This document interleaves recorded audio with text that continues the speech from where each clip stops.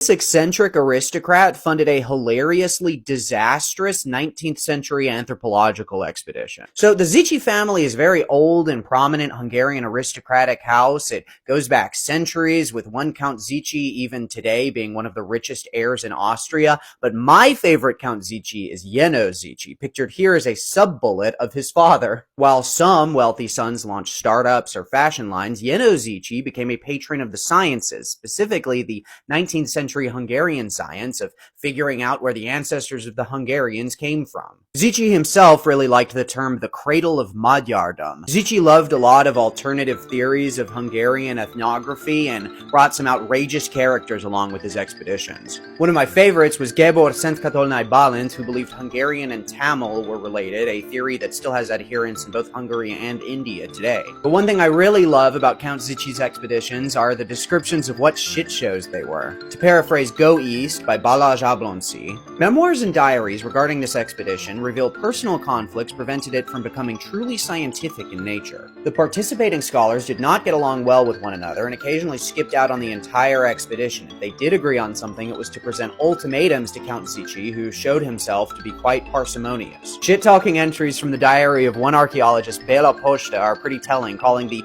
expedition swindle, a tourist-like journey, dilettantism. Zichy is getting himself worked up over absurdity. Zichy is blowing a lot of hot air. In addition to Zichy's stinginess, Zichy would never dig or collect, instead bargaining with antique dealers over items of uncertain origin. He spent all his time hanging out with local aristocrats, and he suspected every heap of earth to be a nomadic grave. Zichy spoke disdainfully about Finnish kinship before Finnish and Russian scholars, and introduced scholars that he liked who were proud of their achievements as members of a royal household. Despite being pretty much a disaster of an expedition, this trip did yield some learnings for linguists and geographers who attended that made broader scientific impacts throughout the rest of their careers. So maybe it was well earned when Zichy, for all his eccentricities, presented Posta, who obviously hated him, with the traditional dress, sword, and jewels of a Hungarian noble.